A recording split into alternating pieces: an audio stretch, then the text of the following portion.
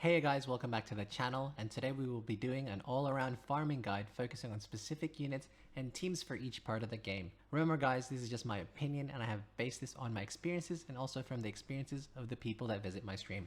The units on the left hand side are the units that I think are the most useful when it comes to farming.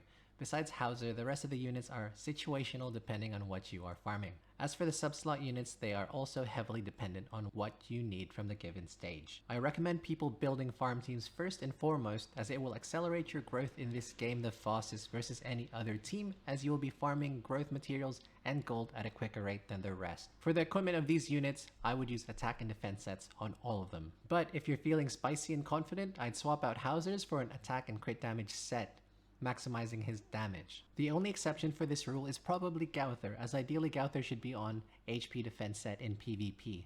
But if you want to speed things up a little, attack and defense will be better. For associations, use whichever units you have their ultimates at 6/6 for the extra stat gain. But ideally you will want to use link associations or the ones that add extra attack. I would advise you to raise only 3 of these farming units at the start, as you will have to raise other units as well for PvP and other game content, so plan out who you want to use and go from there. Let's start off with a farm team that is the easiest to acquire. All of these units are free to acquire in the game.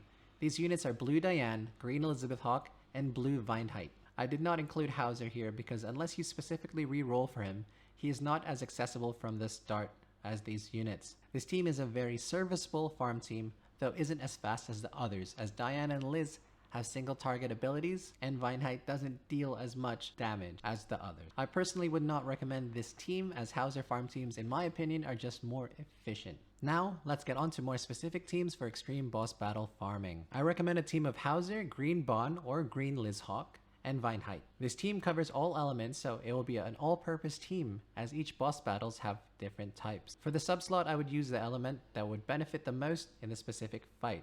So if the boss battle has a lot of HP units, I would recommend Red Jericho, as she boosts up your Hauser since he has the type advantage. If you find that you aren't strong enough and needing your ulti faster to finish each stage, I would recommend to get Green Merlin.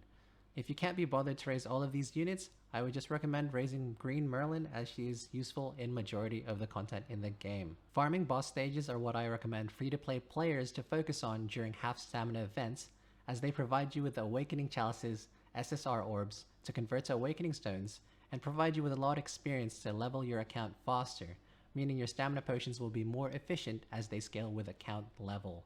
Besides boss battles, this is an all-purpose farm team I use to farm food ingredient maps, SSR gear maps, and also clearing the Fort SSR Pendant and gold dungeons. To efficiently farm these harder maps, I would recommend at least having a full SSR set on the left-hand side of your units with good rolls. Now let's get into book farming. People farm books usually during a half stamina event to sell to the shop for gold.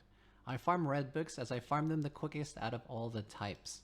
The most efficient team for this map is Blue Gila, Red Hauser, Red Gauther, with Green Merlin in the subslot, in that specific order. This way, Gauther will have less chances to merge cards and slow your run by using Invasion Arrow, as he only uses this at silver or gold cards. Unlike your Hauser and Gauther, which are universal units and I recommend maxing them out, Gila can perform at level 60, though leveling her up to level 75 would be ideal if you want to run to go a bit faster.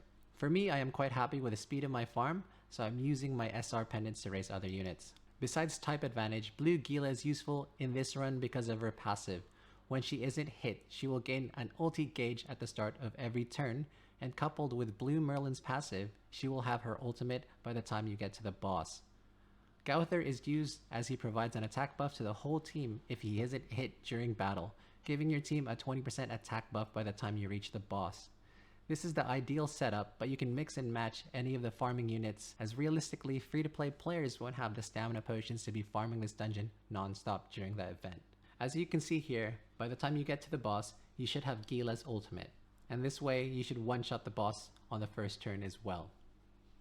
And that should be it. Hopefully you found this guide helpful. If you have any specific questions about the video, or want something explained more in detail, or anything else in general, please leave a comment down below.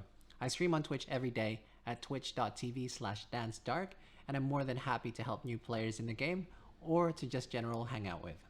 And with that, I'll catch you guys in the next video. Have a good one guys. Peace.